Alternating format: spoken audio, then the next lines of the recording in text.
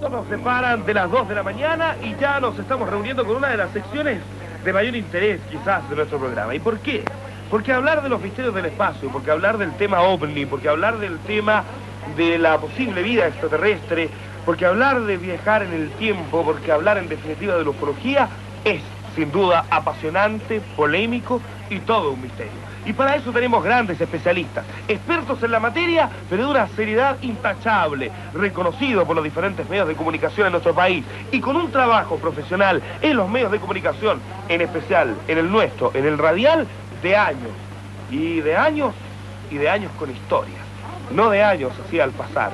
Y eso bien lo sabe nuestro público auditor que nos sigue hace mucho tiempo. Por lo tanto, desde ya le damos la bienvenida a nuestro amigo Rodrigo Fuenzalida, presidente y director de la Agrupación de Investigaciones Ovnológicas de Chile, AION, agrupación de carácter nacional que asesora a importantes universidades en el ámbito nacional e internacional y además con un trabajo paralelo con la Dirección de Aeronáutica Civil, inclusive con algunas Fuerzas Armadas del país. ¿Cómo está, don Rodrigo Fuenzalida? Bienvenido a La Chilena, en La Chilena. ¿Qué tal, Martín? ¿Qué tal, amigos auditores?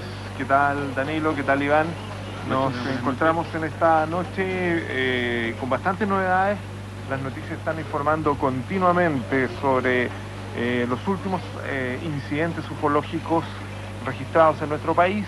Creemos que tenemos bastante que hablar al respecto, sobre todo porque de una manera, diría yo, interesantísima, ha podido ser, AION directamente proporcionó las imágenes de un avistamiento múltiple que se registró en el norte de Chile.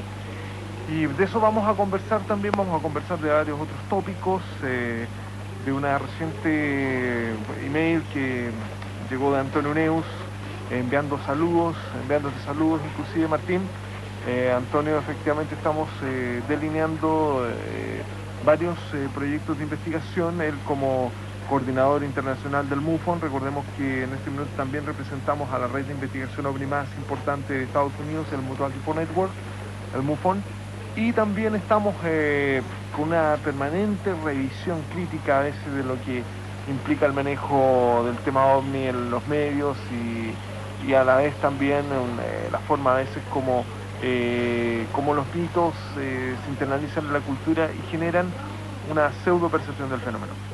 Y por cierto, y cuando digo de que nuestro programa ha hecho historia, lo ha hecho y lo decimos con orgullo, no tan solo con fenómenos ovnis, sino que ha hecho historia desde el minuto en que se ha podido motivar a un grupo de jóvenes universitarios para lograr la creación de una corporación hoy que además es reconocida legalmente en nuestro país. Y con orgullo podemos decir de que junto a nosotros también está la Corporación de Investigaciones Científicas del Fenómeno OVNI, CICFO, y junto a él su presidente, don Danilo Silva, y su investigador Iván Mancilla. Danilo, Iván, bienvenido a La Chilena, en La Chilena.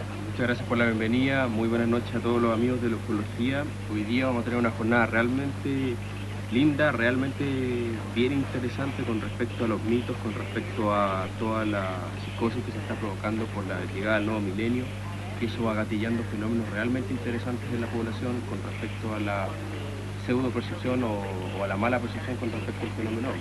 Ahora dejo con ustedes a Iván, secretario de la corporación. Bueno, muchas gracias por la presentación, Martín. Bueno, un saludo grande, discúlpame para Adelante. los compañeros de la República, que estamos cumpliendo nuestro 11 aniversario. ¿Y cuándo el carrete? Claro, cuando es la fiesta y el festival y la ya semana. terminamos mañana. Ya fue, no le veis, no como lo Viene pensada la cosa. Oiga, Danilo nos adelantaba, hoy el tema fundamental y pilar de la conversación va a ser los mitos. Todo lo que usted ha podido leer, escuchar, que le han comentado, le ha llegado como rumor, bueno, hoy día le vamos a decir específicamente si es un mito o no, si es verdad o no, qué tanto podemos creer en casos que son prácticamente tradición dentro del fenómeno OVNI o de la ufología. Y obviamente tenemos las últimas informaciones que adelantaba Rodrigo Fuenzalida, tema que siempre es importante dar y anunciar e informar en nuestro programa. Desde ya les invito a que la gente que tenga alguna consulta y que la pueda hacer llegar vía fax, lo haga desde ya al 633-6052. 633-6052, el número de nuestro fax, para que desde este minuto y ya en forma inmediata nos puedan hacer llegar sus preguntas. Les recuerdo que a la hora de las consultas leemos primero las que han llegado vía fax y luego vamos con las consultas vía telefónica. 633-6052 desde cualquier punto del país. Danilo, Iván, Rodrigo, entremos en materia. Mitos, está lleno. El mundo de la ufología es mitos. Hay que partir que el concepto, los ovnis parten con un mito, que es el mito del platillo volador, en primera instancia. Recordemos que el 24 de junio del año 1947, cuando sobre Mount Rainier, en el estado de Washington, Kenneth Arnold contempla el paso de 9 objetos voladores no identificados, él relata efectivamente el estar observando estos cuerpos que volaban como platos lanzados sobre la superficie del agua. Eso es lo que él declara a un medio de comunicación. Exacto, y un periodista efectivamente toma el concepto de movimiento por el de forma, y a partir de ahí nace la era del platillo volador.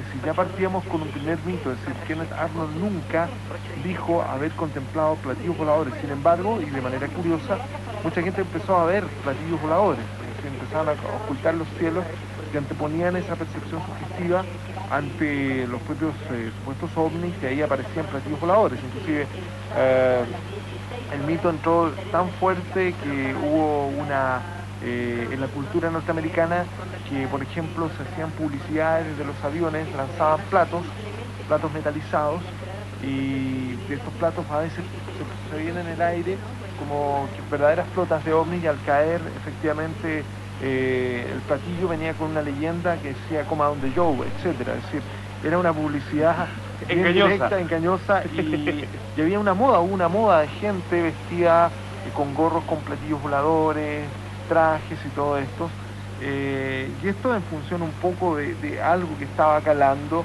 y que efectivamente se le daba ya un origen extraterrestre. A ver, yo le voy a ir preguntando porque yo creo que hay casos o hechos que pueden ser mitos y que son muy reconocidos y más de alguien alguna vez ha escuchado. Rodrigo, Danilo, Iván, los hombres de negro, hombres que supuestamente aparecen después de un avistamiento, después de un encuentro de algún tipo, y son seres muy extraños, incluso hay distintos tipos, donde supuestamente aparecen después, provocando algún temor en la persona que ha sido protagonista del hecho o en la familia de la persona, y en donde en definitiva y supuestamente se le motiva, se le incita a no decir nada. Bueno, antes que eso, hacer una apreciación con respecto a la adquisición de mitos por parte de la cultura. Eso es un fenómeno estándar en todas las culturas del mundo, pero también hay que dejar en claro que la cultura norteamericana, que probablemente en este siglo es la cultura más influyente que hay en Occidente, son muy amigos de incluir sobre todo lo que es el comercio, el asunto de ¿cómo se llama?, de estos mitos, que es como si acá en Chile utilizáramos el calelche o ese tipo de cosas para hacer marketing, para hacer publicidad. Los norteamericanos siempre han sido muy amigos de hacer eso, de explotar comercialmente, sobre todo en imagen, el asunto de los mitos, y por eso que vimos el fenómeno también, como Leo nos contó hace algún tiempo atrás, se hicieron muchas campañas publicitarias, de correo, no sé si te acuerdas tú, Rodrigo, y otro tipo de cosas que utilizaban mucho el concepto de platillo. O sea, ellos son muy fáciles, son muy permeables, son muy receptivos a este tipo de mitos que de repente van refrescando un poco la cultura local del asentamiento humano del que estamos hablando. Y eso lo extrapola mucho hacia la publicidad, y la publicidad es una de las cosas que más marcan y más hoy día están condicionando la cultura de la gente. Y sin duda, ese tema es uno de los que más vende, ¿no? Por supuesto. El misterio, qué sé yo, todo lo que hay alrededor. Pero yo preguntaba por los hombres de negro, Rodrigo, el primer informe, la primera noticia. En la década de los 50 efectivamente se producen varios incidentes, incluyendo la visita de dos sujetos extraños al investigador John Keel. John Keel, efectivamente, quien publica después su libro bestseller en los Estados Unidos, Caballo de Troya. Ojo, que tiene el mismo título del libro de Benítez, exacto, ¿no? Caballo de Troya, se llama el libro John Keel. John Keel en los 50 recibe efectivamente la visita de dos sujetos con aspecto oriental, pálidos, vestían de negro. Al arribar al hogar de Keel, bueno, evidentemente él no tenía ni un funeral de por medio ni nada para recibir ese tipo personero, y le advirtieron efectivamente que no continuara con sus investigaciones. Posteriormente Keel después se retiran estos sujetos, se suben arriba de un vehículo, en una especie de Cadillac antiguo, Kill comienza a seguir los movimientos del vehículo y dice textual Kill que él ve el vehículo entrar detrás, si prosigue hasta detrás de una loma, el vehículo acelera, se coloca detrás de la loma, él continúa por la misma trayectoria y no se encuentra con absolutamente nada, como que el vehículo se hubiese desvanecido. Él fue uno de los primeros investigadores en hablar efectivamente del tema abiertamente. Se producen después otras 2 visitas, incluyendo a un investigador muy fantasioso que publicaba una revista denominada Flying Saucers, que posteriormente se confunde con Flying Saucer Review, que fue una interesante publicación de origen británico que hoy día continúa. Inclusive me encontré con la grata sorpresa de haber visto que se distribuyó un número de la Flying Saucer Review en cerca de 3 kioscos aquí en Santiago en versión español. Y bueno, y efectivamente el editor de esta Flying Saucer también recibe la visita de un personaje con las mismas características, que le costaba respirar, de un color como pálido, como que estuvieran cansados, de labios muy rojos. Y la idea era también, y le costaba, como te digo, también expresarse, como que estuvieran siempre medios ahogados. Y en ese intertanto, en ese diálogo también lo concomita a no continuar con las investigaciones, situación que este señor motiva a que efectivamente hiciera público este tipo diría yo, de acosos y comenzara inclusive a contactarse con otros investigadores norteamericanos en ese tiempo del APRO.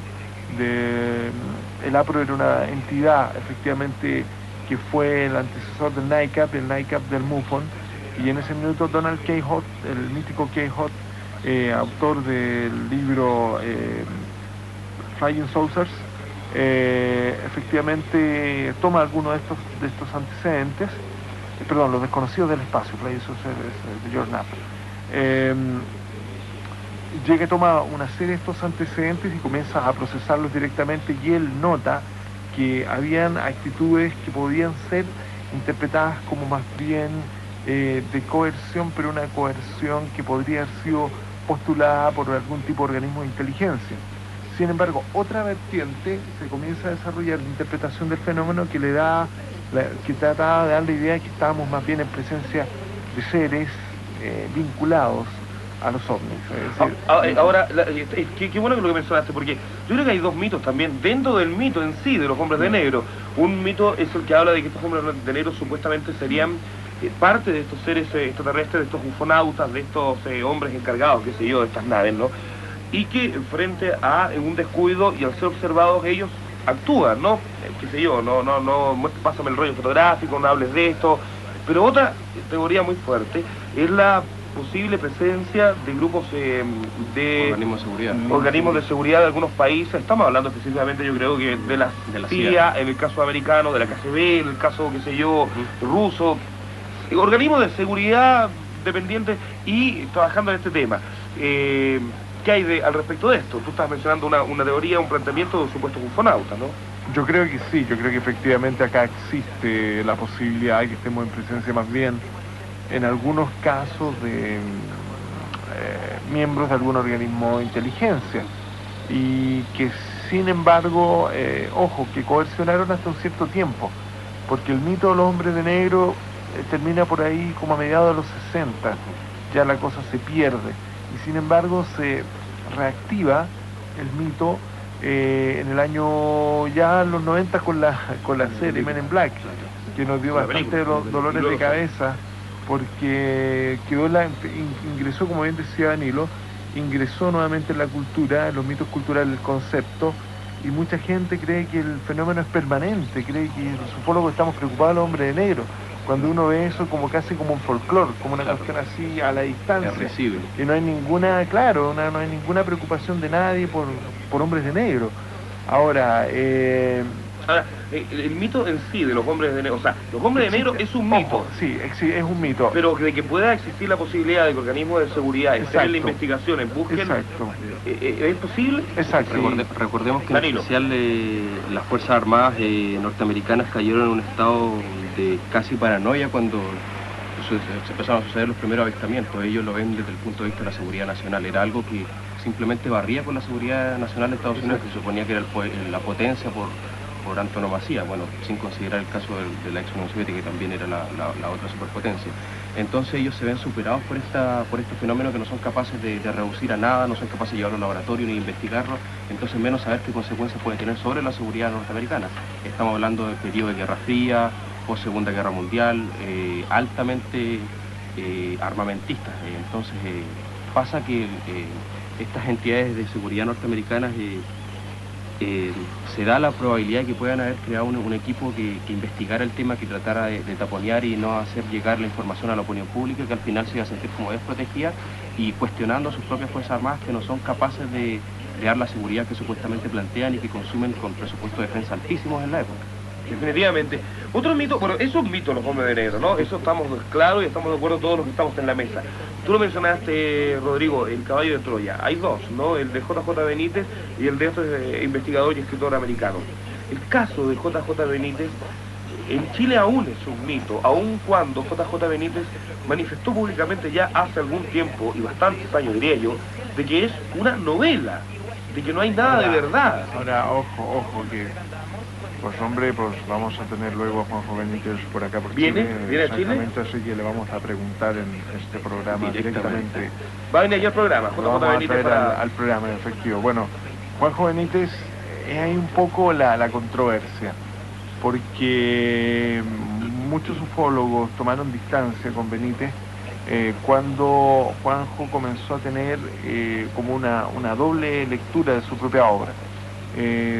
Yo tengo efectivamente, como tú bien dices, Martín, entendido que cuando sale el libro, Benítez dice textual que era una novela, y la primera contratapa creo que estaba presentada la novela de Caballo de Troya. Ahora él dice que no, que está construido en base a 2000 fuentes que son auténticas. Pero ojo, que una cosa es que tenga fuentes, 2000 fuentes que sean auténticas, y otra cosa es lo que haga él con el resultado de esas fuentes. Porque yo puedo tener fuentes históricas, pero puedo construir algo de acuerdo a mi percepción de las cosas en función de esas fuentes. Digo esto porque muchos de los datos que aporta Benítez con relación a la vida de Jesús responden más bien a los datos del llamado Jesús histórico, según algunos historiadores. A su vez, esto también lo vincula a ciertos fenómenos de índole ufológico o interpretaciones ufológicas también del mismo fenómeno. Lo que hace Jesús, ojo, también hay que aclarar que Benítez tuvo una transformación mientras realizaba Caballo de Troya y efectivamente él es una persona muy creyente, cosa curiosa, que por medio de la propia obra nunca le ha quitado o ha desmitificado la figura de Jesús, todo lo contrario, él plantea, él hace una especie de lineamiento de lo que sería un plan de Dios para con su hijo acá en la tierra. Él lo plantea así hoy día, pero le da una lectura más racionalista a eso. Ahora Juanjo Benítez se siente muy conmovido, él cree que él vino efectivamente en una misión muy grande, pero que dentro del misterio, dentro de los eslabones y espacios que hay con relación a su personalidad, intenta construir algo novelado, pero en ningún minuto le quita el sentido de divinidad, y eso lo quiero dejar bien claro por el hecho de conocer a Juanjo Benítez y de cosas curiosas, de jugar con los dos momentos, con el mito tecnoespacial, de decir que efectivamente habrían habido una situación de encuentros cercanos en el minuto que se presentan inclusive en Getsemaní, etcétera, a darle una aureola también de divinidad.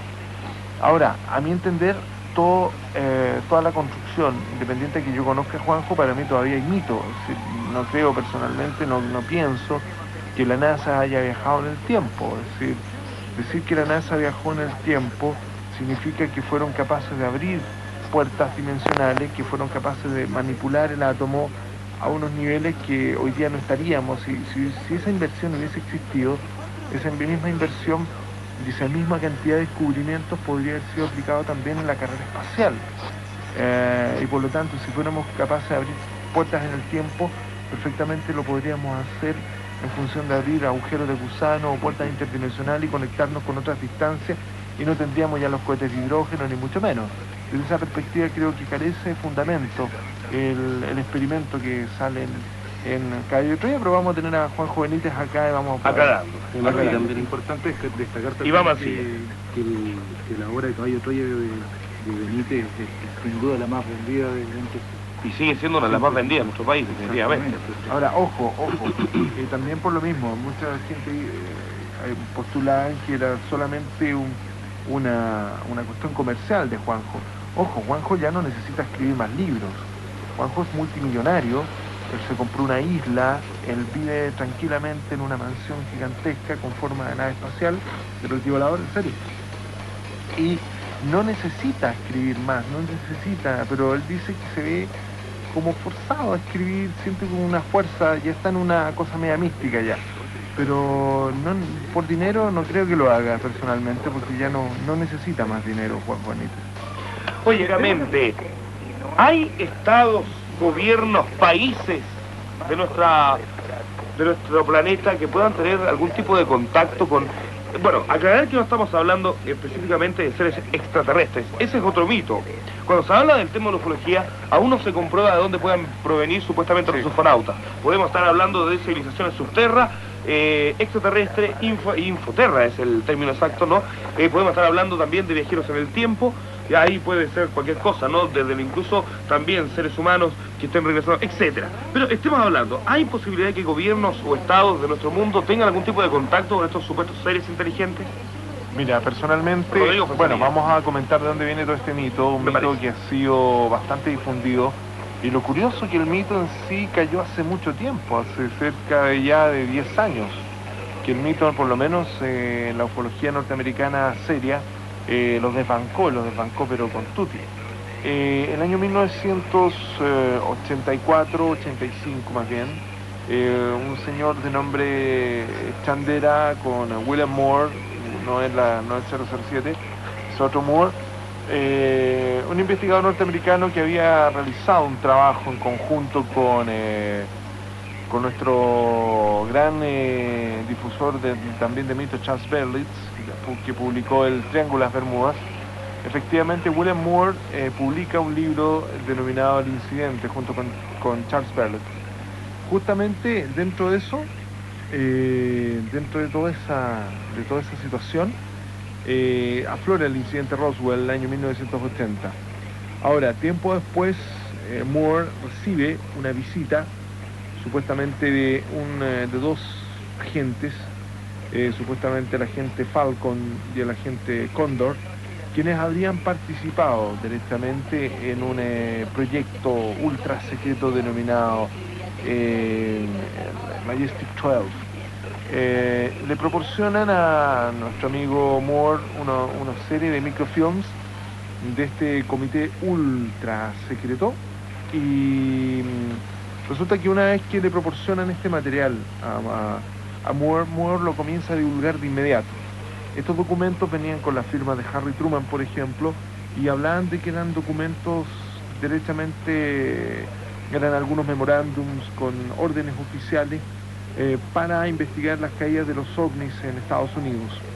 Se hablaba del incidente Roswell, de la recuperación del disco con cerca de 4 cuerpos, de otro incidente también en la región de San Agustín, con la captura de otros cuerpos, es decir, una serie de UFOs que habrían caído. En total creo que la MJ-12 recopilaba por lo menos más de 25 caídas de ovnis, y todo en el mismo periodo de tiempo. Parece que estaban con problemas de diseño en ese método, Claro. los extraterrestres. No, estaba muy caro la Claro, benzina. las bencinas entonces se caían, y justo en Nuevo Hacían México. mezcla, parafina, se les caía. Y entonces, bueno, a partir de todos estos documentos comienzan a infiltrarse, y como eran documentos que se veían como originales y toda la cosa, comienzan a infiltrarse todo esto en la comunidad ufológica directamente, y mucha gente empezó a invertir de su tiempo y invertir de su prestigio en avalar los MJ-12. Por cada documento que iba publicando nuestro amigo Moore, iban saliendo declaraciones más increíbles, previas previo a este documento, entre paréntesis, apareció otro, antes del MJ-12, denominado The Matrix. El Matrix, efectivamente, era un documento que hablaba también de esta especie de complots del gobierno de los Estados Unidos con distintos proyectos de investigación, y también avalaba la idea de que el gobierno de los Estados Unidos estaba en posesión de la tecnología alienígena. Ahora, ojo, dentro de los documentos que eran difundidos por Chandler Moore, apareció un paper donde efectivamente se relataba que ya a partir del año 1970 específicamente, habían una serie de clasificaciones de marcianos, y ahí hablaban de las clasificaciones y del punto de origen de los extraterrestres. Hasta ese nivel sabían los propios norteamericanos. Y ahí aparece, ojo, aquí aparece la primera clasificación del mito en estos documentos, cuando se hablan de que las tipologías, los ancianos, los de Rigel, los de Zeta Reticuli, etcétera, que ha difundido bastante acá Jaime Rodríguez, corresponden a este documento fraudulento que hace una clasificación de los tipos de extraterrestres que los norteamericanos habían logrado tomar contacto. Esto, te digo, ya supuestamente uno de sus documentos habla que en los 70, en los 70 se firma, a fines de los 60, no 70, hay un descenso en la base aérea de Holloman, según uno de estos documentos, de un platillo volador, y este platillo volador venían a rescatar a uno de sus alienígenas custodiados por los norteamericanos. Pero ahí se produce una suerte de diálogo entre los alienígenas y los militares, y se produce la primera firma de un acuerdo, ojo, una firma de un acuerdo entre los alienígenas y el gobierno para que dejaran a los alienígenas mutilar animales tranquilamente, abducir, y a cambio de proporcionar tecnología al gobierno de los Estados Unidos. Dos preguntas para aclarar bien este supuesto mito, y aquí me gustaría que conversáramos todos, Danilo, Iván, ¿cómo lo hacemos en el living de nuestros hogares? A ver, primero, y fundamentalmente la cosa viene por este lado. Ya, podemos entender que esto puede ser tomado por investigadores serios como ustedes como un simple mito, ¿no es cierto? Pero ¿cómo se entiende que una, por ejemplo, de las fuertes, de las fuertes bases para luchar en contra de esto, de que esto sea un mito, es que tecnología, por ejemplo, como los computadores y lo avanzado que estamos en ellos, los microondas, etcétera, una serie, pertenecerían a este avance tecnológico entregado por estos seres extraterrestres? Hay dos vertientes de interpretación. Una que dicen que realmente lo que habría ocurrido, no quiero hacerme el salto, quiero terminar la historia después. Bueno, perfecto, ok, después te la hago. Bueno, ¿qué pasa? Que en ese instante, cuando se reúnen y se firma este pacto, los norteamericanos también tenían que tener un registro de la gente que iba siendo abducida. Es decir, ahí les permitía libremente dejar abducir. Eso, las personas que hicieron estos documentos realmente fueron increíbles, y digo, realmente fueron increíbles porque pienso que, honestamente, y digo increíble, pienso porque no conocen derechamente el tema de las abducciones, es decir, en absoluto conocen la posibilidad de darle permiso a un tipo de inteligencia que puede ingresar en nuestro espacio físico y sin necesidad de pedir permiso, en función de que se materializan en ciertos lugares, ser una física realmente extraordinaria. Bueno, todo este mito, toda esta situación delinda a posterior en lo siguiente. Delinda en que el gobierno entonces tendría este pacto, y posteriormente el gobierno descubre con sus contactos con los rusos, que los rusos también habían logrado el mismo contacto y también habían firmado el mismo acuerdo, a espalda de los norteamericanos. O sea, lo bueno es que todo el mundo estaba de acuerdo. Estaban todos de acuerdo. Claro. Pero bueno, estos documentos, como te digo, iban siendo tragados por embudo por algunos investigadores ingenuos, como el caso, y divulgados por tipos de tan poca reputación como John Lear, que era un supuesto piloto de la CIA, que también fundamentaba esta situación de contactos y una especie de conflicto galáctico que existiría entre la lucha entre los Greys y los nórdicos. Así decían textual, y otros seres que tomaban forma humana y después tomaban formas de reptil, que el año 1989 William Moore, el gran divulgador documentos llega al Congreso de Las Vegas y Congreso ufológico, y 15 minutos antes se empieza a arreglar como esto fue el 90, no 89, el año 90, se empieza como a arreglar la corbata medio nervioso y dice que el textual ha sido pagado por el AFOSIS, un organismo de la Fuerza Aérea de los Estados Unidos, para meter información falsa a la comunidad ufológica. Pregunta inmediata. ¿Es mito de que hay agrupaciones de seguridad de algunos países que quieren definitivamente entregar mucha información chatarra y basura para ensuciar el tema? Yo creo que en alguna medida sí. Yo creo que lo que pasa, fíjate, es que personalmente creo que las potencias y específicamente los servicios de seguridad de cada país y de las potencias están preocupados de problemas bastante más concretos y bastante más controlables que una supuesta civilización alienígena, a nivel de con lo que pasó en la Guerra Fría. La CIA apoyó muchas de las observaciones ufológicas y apoyó mucho de la información masiva de noticias ovnis para ocultar proyectos militares que tenían efectivamente, que eran altamente estratégicos, ¿okay? Pero sin embargo quedaron en el tiempo con el nombre de UFOs. Ahora, esto yo creo que habría sido una de las principales manipulaciones e intoxicaciones de información más brutales que se habría producido con este MJ-12 y en el hecho de hacer creer a la gente que el gobierno de los Estados Unidos tiene contacto con los extraterrestres y siguen intercambio de origen tecnológico. Pero es cosa de contemplar la cotidianidad, es decir, si este intercambio tecnológico es real, entonces somos unos imbéciles, es decir, los cohetes todavía siguen saliendo con hidrógeno, los aviones volando con 2 alas.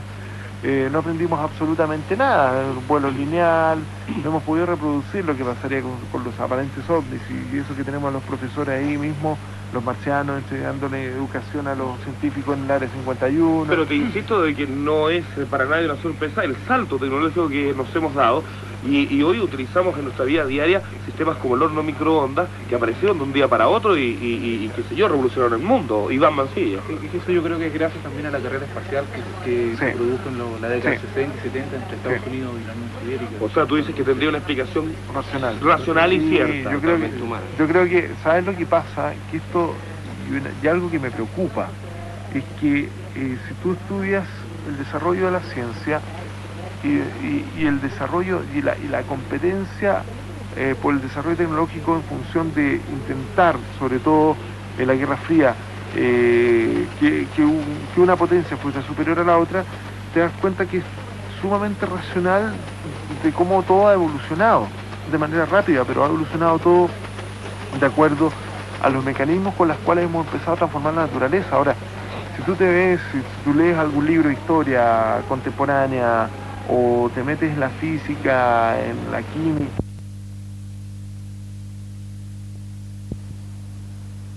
Creo que este es fundamental porque creo que este es el tema que yo creo que en definitiva a Iván, a Danilo, al mismo Rodrigo, es como el caso que motiva a meterse, a profundizar en este tema, ¿no?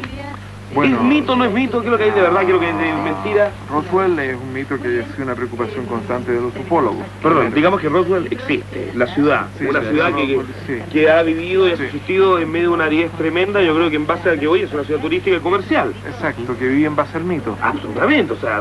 Roswell surge en el 80 con el libro Moore y Berlitz, El incidente, en el cual ellos dejan las dudas abiertas sobre el supuesto globo meteorológico que habría sido la explicación oficial de la Fuerza Aérea hasta ese minuto sobre el incidente Roswell. A partir de ahí, un físico nuclear, que a la física nuclear le pega re poco, que es Stanton Friedman, se dedica a, claro, porque siempre dice soy doctor en física nuclear, y Friedman, hay que ser claro, Friedman dejó de trabajar como físico nuclear en el año 1970, entonces está bien poco actualizado. Ahora, Friedman se dedicó entonces a investigar Roswell.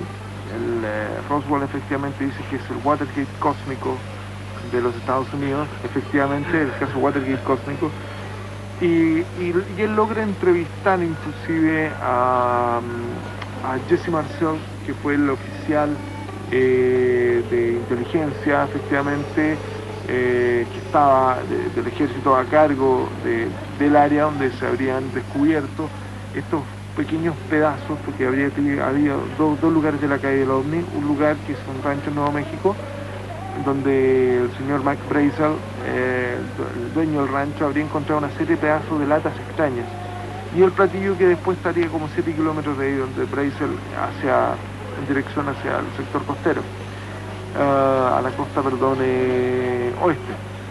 Ahora, lo que acontece originalmente es que una vez que sale publicada la noticia por el Daily News, el platillo volador caído en Roswell, se genera una expectativa también muy grande con relación al supuesto aparato, y arriba los militares norteamericanos, y ahí estos militares realizan toda esta situación de encubrimiento diciendo que era un balón meteorológico lo que habría caído. Para.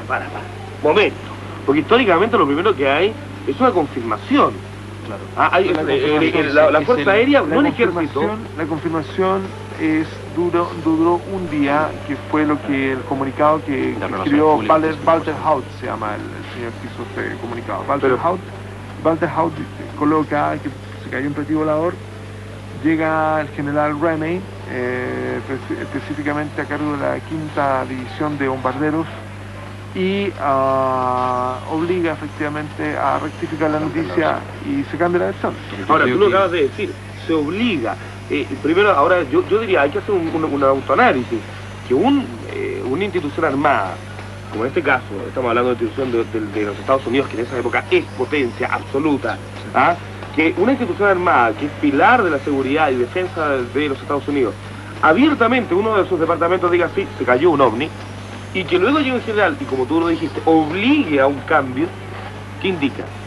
Es que, mira, ahí yo creo que es parte de la base de uno de los fundamentos del caso Roswell, que es el muy mal manejo de relaciones públicas y comunicados que tuvo la Fuerza Aérea en esa época. Yo creo que fue la que más generó constantes rumores, constantes especulaciones. Aclaremos, es el ejército, la Fuerza Aérea aún no estaba... después. Claro, la Fuerza Aérea viene como... con el ejército. Claro, era instituciones paralelas, y luego vino una división donde ya se crea en sí la Fuerza Aérea. El ejército tenía, claro, una división del aire que era la Fuerza Aérea actual de los Estados Unidos. Y yo creo que básicamente una de las cosas que más permitió que se diese este famoso caso Roswell es, como te decía recién, el muy mal manejo que tuvieron de relaciones públicas. Malísimo. Yo creo que si tú dices, hoy en día, por ejemplo, si una de las empresas eléctricas dice que se nos cayó tal central porque no había lluvia, después dice cayó tal central porque el fabricante no era bueno, o después tú dices cayó la central porque en realidad no hay lluvia, y después caes en la misma versión, tú ya no tienes credibilidad, y ciertamente como seres humanos vamos a pensar lo más malo, que realmente que falló la empresa en sí. Lo mismo pasó con el ejército en Estados Unidos, que primero tuvo una versión de un funcionario local que ciertamente no era el que administraba las relaciones públicas de la Fuerza Aérea, sino que era un subordinado, no era como el encargado de más alta jerarquía que se encargaba de las relaciones públicas. Él emitió un comunicado, después llegó otro tipo con mayor rango y lo desmiente a él, y más encima de otra versión, y después empiezan a circular otro tipo de versiones más oficiales y más extraoficiales que oficiales. Entonces eso genera toda una paranoia, toda una parafernalia, y en realidad yo diría que el caso Roswell es uno de los pilares más fuertes en la confusión en sí que tuvo en su interior el ejército de los Estados Unidos. Exacto. Yo creo, en mi opinión, Iván. No. que más bien se debió, era un experimento tecnológico militar, y para ocultarlo a lo mejor el personaje este es la mejor manera de dar información que era un platillo volador. Claro. Que a lo mejor ahí los militares... Eso es un imbécil, discúlpame. Claro, O sea, sí, si y ahí quieres ocultar un secreto de esa manera, Claro. o sea, voy a ocultar el secreto, el experimento de un globito que tengo diciendo que vienen los extraterrestres. O sea, es un imbécil, discúlpame.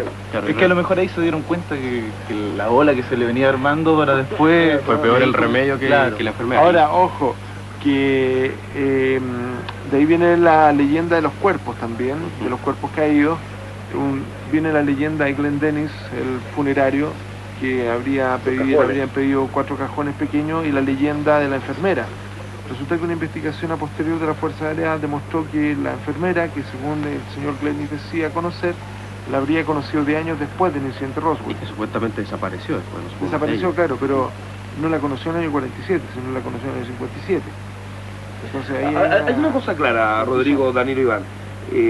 Obviamente Roswell es un mito, pero es un mito a una serie de situaciones bastante misteriosas que ocurren, ¿no? Sí, ojo, que yo creo que el mito se explica un poco cuando la Fuerza Aérea es forzada a hacer un documento oficial por parte del senador Stephen Schiff, fallecido, entre paréntesis, hace poco tiempo atrás. Y Schiff, el año 94, pidió una investigación formal, y después esta investigación se traduce en un mamotrepo gigantesco denominado Roswell Caso Cerrado, y efectivamente ahí se habla de lo que se encubre un globo, un super globo realmente denominado Proyecto Mogul, que tenía la finalidad de medir las radiaciones de las explosiones soviéticas en ese minuto. Ahora, efectivamente, Philip Klass, el ingeniero escéptico, le había hecho algunas aseveraciones de que el proyecto Mogul era una cosa bastante racional, porque parte de las piezas del platillo volador eran pedazos de plástico pegados con neopren, es decir, con un sistema similar al neopren. Entonces le parecía raro que una nave de otro mundo viajara con una tecnología tan A lo mejor primitiva. ellos leyeron Entonces, la tecnología Harkin Henkel claro, para que se fuera el neopren. claro. Entonces, a partir de eso, es que se especula un poco. Sin embargo, hay cosas que no están tan claras, como los supuestos cuerpos. La Fuerza Aérea trató de decir que eran dummies, que eran muñecos. Son esos muñecos de prueba que se usan en las pruebas de Exacto. automóvil. De choque. Claro. Exacto. Test crash dummies. No está tampoco muy claro, pero la cosa es que tampoco hay evidencia contundente que nos diga que ahí pasó algo. La gente que cree en Roswell lo hace más como un mito, como una cosa de fe, es como una cuestión de fe, claro, Roswell. Y creemos que no es el mejor camino para entender el fenómeno de los ovnis, porque lo único que vamos a hacer es rellenarnos la cabeza de cosas que están equivalentes a la historia del hombre lobo o de la Llorona, etcétera. Al Caleuche. Yo creo que el tema de los ovnis tiene que ir por otro lado, pero es un mito que, ojo, que cada vez está perdiendo más adeptos. Es que no vamos a llegar nunca a una conclusión desde el minuto en que los supuestos testigos ya han muerto casi todos. No, y ya no hay inclusive información. los defensores de Roswell están todos cambiándose de lado, como... Salvo Jaime Rodríguez, que es la Claro. materia. Como el caso de uno de los jefes de investigación del CUFOS, que fue entrevistado en forma especial, que se me fue el nombre, este muchacho, que defendía una organización llamado Ciudadanos contra... No era el caos, era la Iniciativa por Roswell. La persona que lideraba efectivamente la Iniciativa por Roswell, imagínate el nombre, la Iniciativa por Roswell, es decir, una organización destinada a validar el caso, el año 97 publica un comunicado por internet para todo el mundo donde él se desentiende de todo esto y se baja el buque en función de la cantidad de contradicciones, la cantidad de comercio que había en vinculación al tema y que ya era imposible poder investigar. Entonces, hasta este minuto no podemos quedarnos con las apreciaciones superficiales de algo que probablemente está más bien vinculado al mundo de la confusión que a la realidad. Claro. Y además que recordemos que en el área de Roswell se produjeron muchas pruebas militares, ¿no? Muchas Sí, armas muy atómicas, extraño que muchas cayera armas atómicas, platillo claro, en muchas lugares- armas atómicas fueron ahí Sí, probadas. los monos De hecho, Resus, claro. ojo, también. La tecnología Mogul, que de hecho existió esa tecnología, o sea, Exacto. eran Perdona. cadenas de globos que se ponían en la capa alta de la atmósfera para medir la radiación que producía Exacto. en la Unión Soviética las pruebas atómicas. Voy entendiendo entonces, el mito es Roswell. El Área 51 no es un mito, existe, pero es una base secreta de investigación, Ni tan operaciones. Ni tan secreta. Ni tan porque se secreta sabe. hoy en día, claro. No, y recordemos que una de las hipótesis que más fuertemente hoy en día ha ganado espacio, bueno, desde hace bastante tiempo, es la hipótesis de los encubrimientos militares. Muchos bluff, entre comillas, ufológicos resultaron ser nada más que pruebas militares. Ahora último se dieron mucho las pruebas militares con los stealth, cuando todavía no se conocía bien esa tecnología, pasaron muchas veces como Exacto. supuesto ovni. Entonces yo personalmente creo que puede haber sido es probable que haya sido una prueba militar y que se haya confundido con otra cosa. Eso vendría siendo el caso Roswell. ¿Mito o no? Filmaciones, grabaciones, astronautas que dicen haber vivido experiencias. Se dice que de aquel viaje en 1969 al pisar la Luna hay mucha cosa que se ocultó, entre ellos movimientos de naves sobre la Luna, seres gigantes. ¿Mito o no? ¿Qué hay de cierto? ¿Los astronautas han logrado observar algo? ¿Hay filmaciones concretas? ¿Qué es lo que hay? Bueno, Buena pregunta. lo más concreto, a mi entender, Mike. lo más concreto es lo que hay ahora en los 90, yo creo. La grabación de Story Masquerade del Discovery, emisión Discovery 91, la grabación del cosmonauta Musa Maranov desde la estación orbital Mir, donde efectivamente graba un objeto de gran envergadura. son, a mi entender, las evidencias más contundentes de la carrera espacial. Está también la afirmación del Apolo 16, está también la afirmación del Apolo 11, afirmaciones de una saga de afirmaciones del Apolo 11, pero algunas de ellas pueden tener alguna explicación convencional. Sin embargo, hay otras que me decepcionaron, como James McDivitt del Gemini 4, Gemini 6, perdón, que el año 1966 filma supuestos OVNI y las grabaciones originales de NASA que nos enviaron mientras realizamos el programa OVNI, y la grabación completa te das cuenta que es un reflejo en una ventana. Lo que han hecho algunos ufólogos es congelar el reflejo, entonces como congelan este reflejo, tú ves un puro, pero no te pasan la filmación completa, no te pasan la difuminación de la forma que dura, te digo, un segundo. Pero la congelan y la amplían y dicen, mira, aquí está el puro de McDivitt, ¿no? Ese es uno de los recursos que utilizan ciertos personajes para validar ciertas hipótesis, en todo caso. Sí. Pero lo lamentable es que les va muy bien en sintonía. Sí. O captan el interés de algunos medios de comunicación. Pregunta concreta, ¿es un mito las grabaciones o aquellos astronautas que han dicho o que supuestamente han tenido algún tipo de contacto, sí o no? No se puede decir ni sí ni no, porque hay que separar quién dice qué cosa. Es decir, la Friendship 7, que está tripulada por John Glenn, John Glenn dice haber visto una serie de luciérnagas extrañas sobrevolando alrededor de la Friendship 7. Personalmente creo que Glenn vio lo que él dijo ver. El caso, insisto, de lo que te había relatado antes, Story Musgrave, o el caso de Musa Maranov, o el caso de Vladimir Kovalenov desde la Saltuk 6 en el año 1981, también son evidencias y relatos de gente que ha visto ovnis, y el resto ha callado. El resto también se han inventado leyendas, también se han inventado esto de que están viendo ciudadelas sobre la luna, etcétera. Son, a mi entender, mitos que se han tejido en función del silencio de muchos astronautas de las misiones Apolo, de la Skylab, de Apolo 16, 17, 13, etcétera. El Apolo 13 también habría sido averiado por ahí. Y eso también hay que dejar en claro que muchas veces quienes han estado involucrados por tratar de hacer un servicio a sus instituciones han guardado silencio. Yo creo que eso es lo peor que pueden hacer. Lo mejor que hay en toda orden de cosas es la política de verdad.